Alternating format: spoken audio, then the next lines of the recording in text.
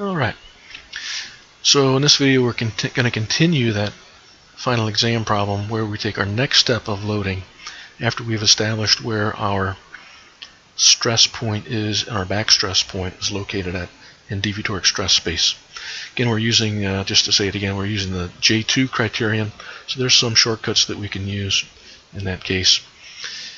First, in this video, we're going to review loading, unloading, and neutral loading conditions. I'll backfill a video on that in more detail at a later time. We're going to take a look at our new stress state. We're going to jump to the other side of the yield surface. It will actually be an unloading increment followed by continued plastic loading. And then we're going to use Progress-Ziegler incrementally to get the location of our back stress. Alright, so let's keep these in mind. Let's start off with just reviewing what loading, unloading, and neutral loading is. So in general, we have our origin of stress space, and we may be off the origin now. We have our 9-dimensional surface here, and that has a center. The vector to the center of that from the origin is alpha. And we've got some stress point here. I guess in this particular case, we're up over in this on this point. So let me do a different color.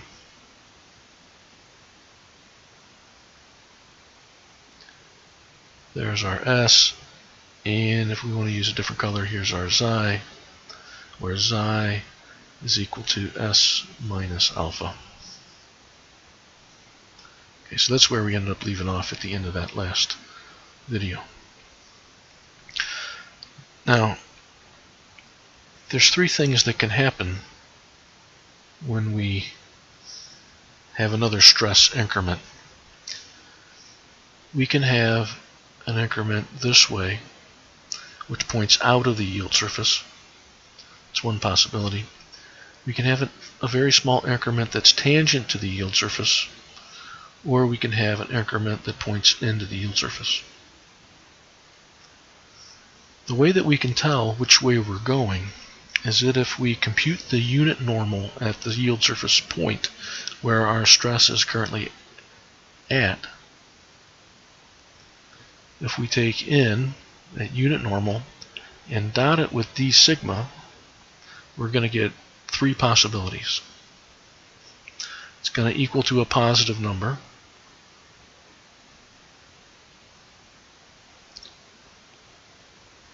greater than 0, okay, and that will be the case of loading.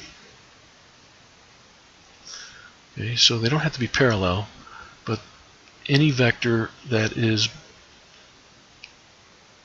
within the tangency point towards the direction of n will give us a positive dot product. Could be exactly 0. In that case, these two vectors are perpendicular to each other. It's known as neutral loading. It's a very rare circumstance in variable amplitude loading in general, but you can contrive certain loading scenarios that do neutral loading. And then the other possibility is that it turns out to be less than 0. It turns out to be a negative number, and with a negative number we have n dot d sigma where it is pointing inward to the yield surface. And in that case we have unloading, and for an elastic plastic material that means we have, in other words, we're going back inside the yield surface. We have elastic unloading. When we have elastic unloading, our yield surface center does not change. We can be anywhere in the surface. We still have our same alpha. Alpha only changes if we have loading. If we could perfectly follow this all the way around for neutral loading, then with little bitty increments, then alpha doesn't change then either. Alpha only changes with plastic loading. Alright, so for our next step in stress space, we're going to take a big jump. And I don't know exactly what orientation it's going to be, but it's going to do something like this. We're going to end up at this spot right here.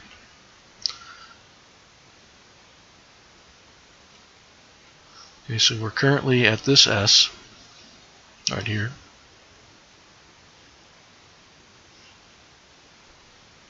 I'm going to jump all the way over to here. If we wanted to, we could take little bitty increments, but when you do that, you have to kind of reposition your yield surface when you get close to it. Since we're doing a large finite change in stress, what we can do is we can calculate the exact stress it takes to get right at this spot right here. Okay, so I'm going to call delta S the difference between my old stress point right here and my new one right here, and my new one all the way over here. So S next minus S old is that portion that will take me over here. But what I really want is some fraction of delta S that will place me right on this yield surface.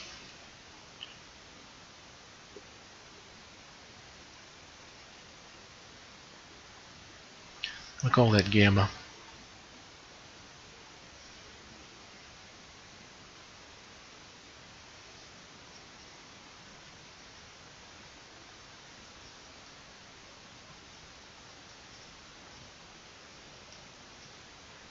Okay, let me make a little bit of room here. Alright, so what I've done is just move things around a little bit, but I drew another vector in here that's called xi nu. In xi nu, what that's equal to is it is this point right here, which is I'm going to call S on the surface. Running out of different colors. Maybe I can bring up my color wheel.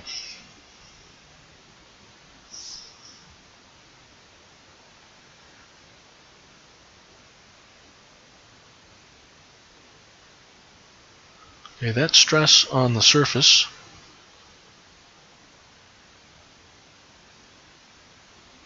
that's equal to my old stress.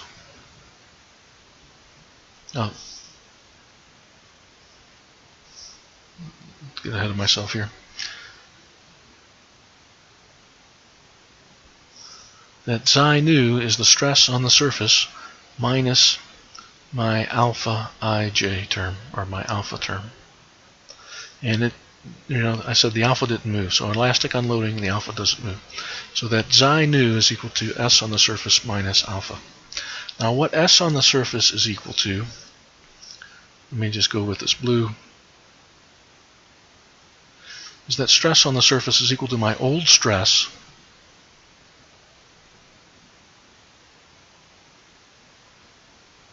plus the gamma times my delta S.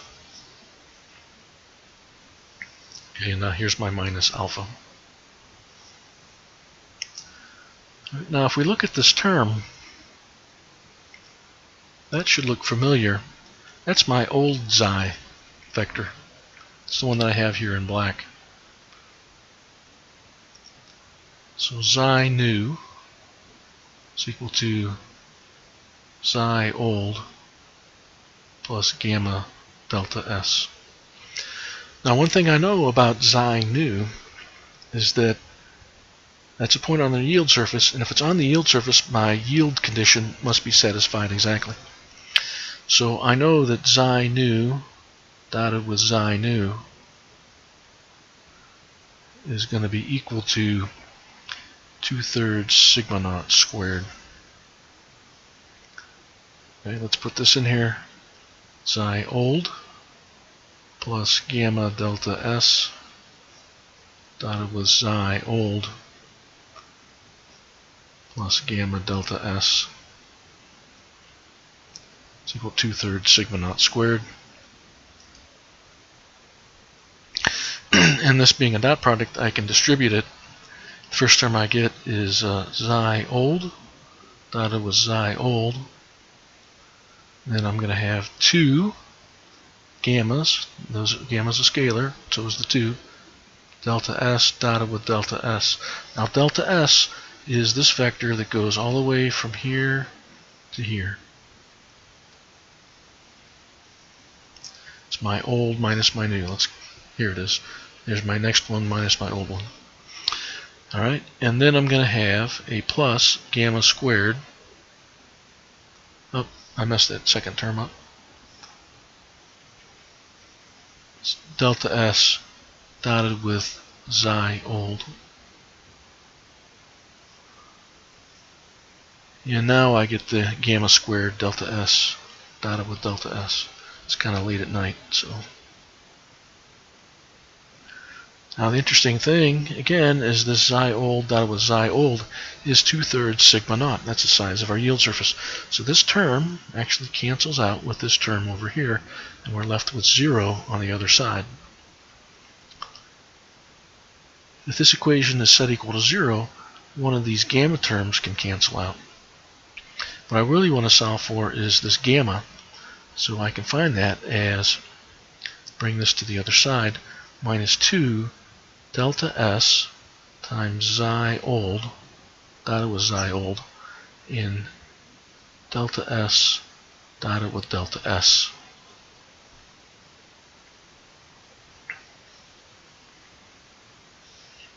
Okay, so that's how I'm going to find this big jump from this point to this point. I'm going to solve this equation and see where my new stress point is so that I can start to have continued loading again and use my Progress-Ziegler hardening rule. Now let's go back to the spreadsheet.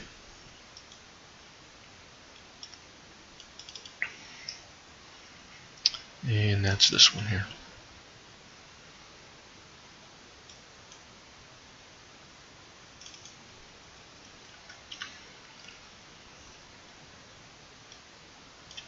Okay, so there's my formula I've got. So let's go up to the top. There's a lot going on here. Okay, here's my stress sigma. Here's my deviatoric stress at the end of my last step. That's my old stress. And I found the magnitude of that in a unit normal. I checked to make sure I had it and everything. Here's my alpha. So this is basically just a copy off of what we just talked about. Okay, here's the stress state at the end of the step. Okay. This is where I'm headed to. This is like my S nu, my sigma nu. And this is my deviatoric stress nu. Here's the magnitude of that vector. Here's a unit normal that goes in that direction and with magnitude of 1. Okay, now here's my delta stress. So that corresponds to, in stress space, this term right here. Here's the deviatoric stress.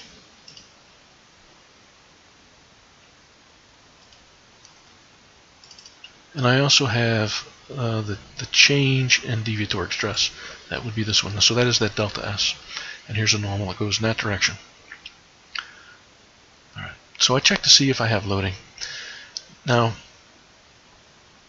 you don't have to use unit normals. The math says that you should have positive, 0, or negative, even if you don't use unit normals. I think for numerical reasons, it's nicer to use unit normals, so that's why I turned it into a unit normal. And I end up with negative numbers, so I do have unloading. So that means I do unload, and it does hit the other side of the yield surface, and it does continue to load after that point, after it hits the yield surface. Now, if you're doing this in a computer program, you'd want to carefully check all these steps and branch through here, but we're doing a couple finite steps just for the purposes of our final, so this is fine. Okay, so now this is here where I calculate my gamma. I have my delta sigma, my deviatoric delta S. Here's my old deviatoric stress and my old alpha. Here's my old xi, and here's the dot product of xi dot delta S. So that's this term that goes on the top, except for the minus 2. I check my numerator, so there's minus 2 times all of that. And here's my denominator, which is my big delta S.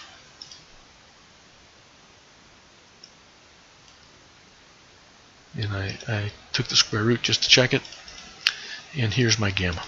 So for the big stress change that I have, about a little more than 17, almost 18% of that is just getting from one side of the yield surface to the other. Okay, here's these next lines. Here's my gamma times my delta S, my gamma times my delta sigma. In this case, S dV torque is before regular stress. Probably should have done that the other way around. Caused me to have a little bit of headache there for a little bit.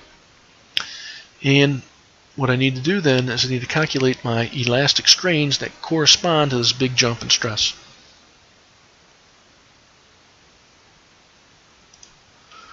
Okay, so this point here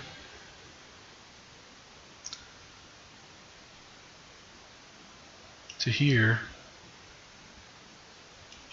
that gamma delta S term, I need to calculate my strains based on completely elastic behavior. So I'm going to get out my Hooke's law again.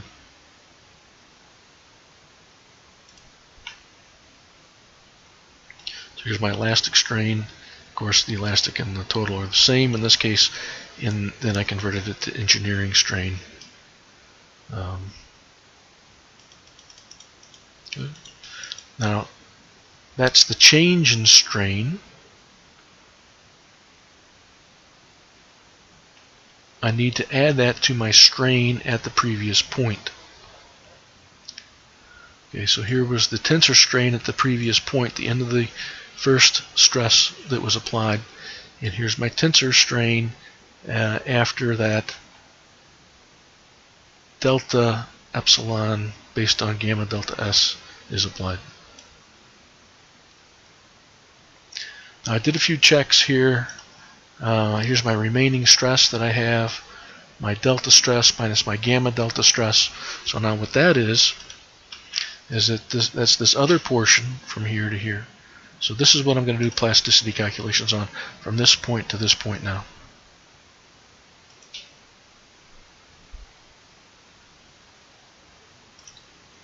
All right, and in here I've done some calculations to just kind of double check that everything adds up, and it does. So we can do a radius check on the new xi, and we do get the radius of the yield surface. So here's square root of 2/3 times 150, and then this is the magnitude of the xi vector that I have after this jump from one side of the yield surface to the other. All right, now let me pull up a page and we'll talk about how we're going to handle the plasticity. I'm going to clean my figure up just a little bit. Alright, so schematically here's where we're at. We had just gotten from our old stress to the stress right on the surface by applying gamma delta S, where delta S was this increment here. Alright, so here's my new xi from this point to this point. And now you can check, but we're going to have loading, and so we're going to have new ds's. And for each new ds, we can calculate our new d alpha based on d mu, s minus alpha, or our xi. And we're going to keep updating that until we get to our new stress. Now our d mu is same as what we had previously. Let's see. Let me take a look, and before I forget, we can express this as xi mn for the J2 criterion, ds mn divided by basically xi kl, and then s minus alpha is also xi, so we can have that here. So for each increment of stress, the yield surface is going to move along a vector that is pointing in this direction from xi to s, along the xi direction, from alpha to s. All right. So since this is a non-proportional loading path, these increments aren't going to be in the same direction as our stress increment. They're going to be in a little bit different direction. But we can still calculate this just the same as we have done previously. So that's where this next stage in the spreadsheet comes in, step 2. And so I have my, starting from the beginning here, I have my stress I have my deviatoric stress, my stress increment, my deviatoric stress increment. I can calculate my SMN d sigma mn.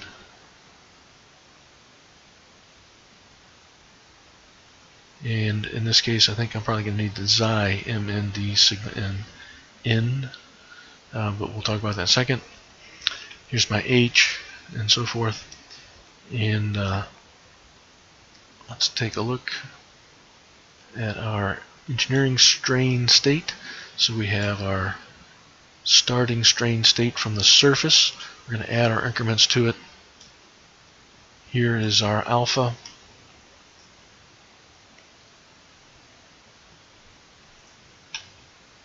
And I think these should be, this alpha should start from my previous state, so I haven't quite finished this out. We need to copy in our previous alpha into here, calculate our xi, and we'll calculate our d alpha. Okay, let me go ahead and put these terms in here so that we know where we're starting our back stress from. Okay, so these are the values where we're starting from, so I'm just going to copy and paste them into here.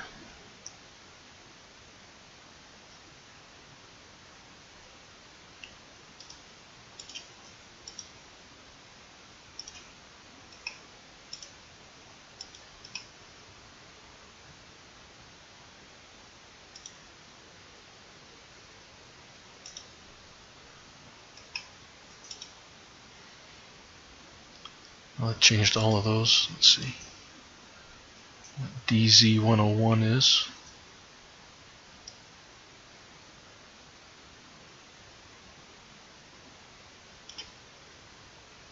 Okay, so that's a very tiny value.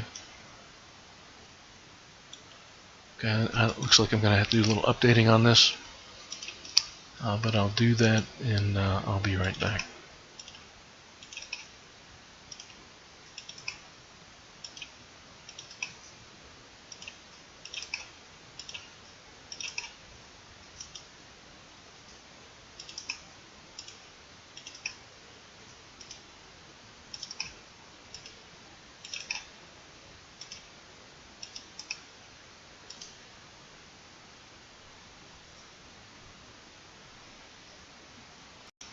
Alright, so I got those values updated, and they are changing a little bit. Didn't look like it at first, but they are changing.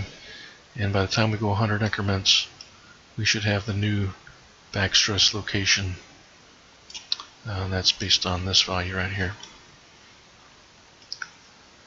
Alright, there's still a little bit to clean up in the spreadsheet, so I'll be right back.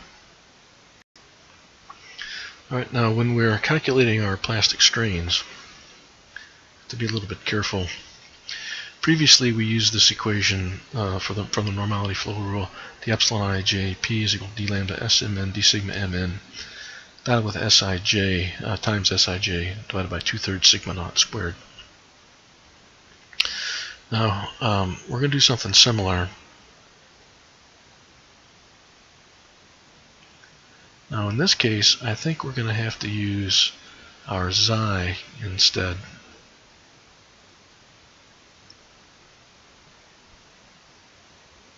Now if you noticed, I didn't write the deviatoric stress here, but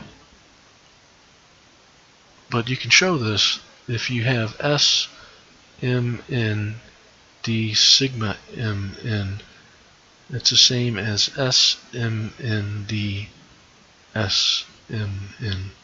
So that either way you want to write that, that's fine. Okay, so we have that divided by 2/3 sigma naught squared times Sij. Alright, so there's, and then the d lambda given by the plastic tangent line is where we put in an equivalent stress into the stress plastic strain curve to find our H. Now, think about this. I need to check this, and I'll leave that to you since I've done a lot of this work for you. Make sure this makes sense.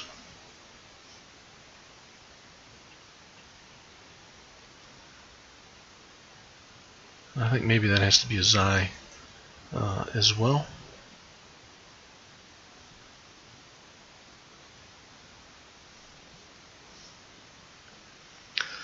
Right. And then the other thing is, what do we plug in to determine our plastic tangent modulus? And for that, I'm going to leave that up to you as well, but I want you to think about this. We know that when we have uniaxial loading, and we're coming from an initial point here, and we're unloading, we unload initially elastically, and then we have this plastic tangent modulus that continues here, and we get our Massing's hypothesis, where the branch equation is basically twice the monotonic region. So in our yield surface analogy, that kind of corresponds to starting our yield surface at the origin, going up here elastically loading it, and then traveling all the way across till we get down to the bottom.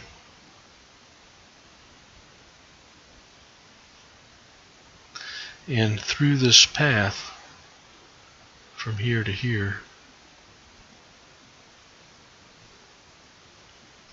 we have a double range of plastic tangent modulus. So what we might want to do is we may want to take the distance from where we left off to where we're headed. If we use this as our equivalent stress, so take our von Mises stress to be equal to our current stress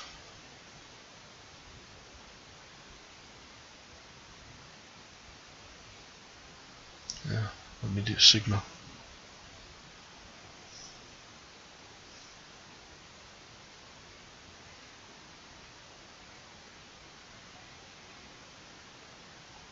Write this based on our current stress minus our last step of stress where we had plasticity.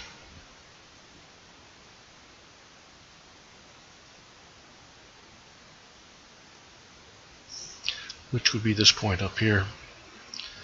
Well, actually, I guess it would be this point right here. And that would give us this change in stress, which would correspond to going here down to here. And so with that change in stress, we should be able to use that von Mises stress to put into our plastic tangent modulus. As I mentioned before, Abacus uses a constant plastic tangent modulus for their kinematic Hardy model, and I think that takes some of this ambiguity out of it. Okay, so I want you to check on two things then. I think this should be a xi ij in here, and I think this should be a xi mn here.